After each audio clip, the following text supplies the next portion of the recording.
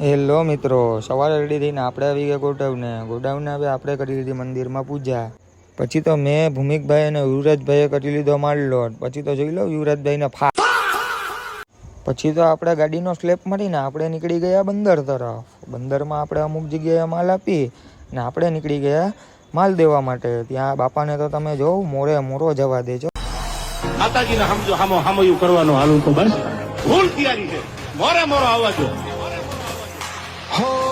પછી તો આપણે પહોંચી ગયા ભાલકા મંદિર તરફ. ભાલકા મંદિરમાં આપણે ગામમાં માલ આપી અને આપણે પહોંચી ગયા મોજડીપાનમાં માલ આપવા. પછી તો આપણે નીકળી ગયા ઘરે જમવા માટે.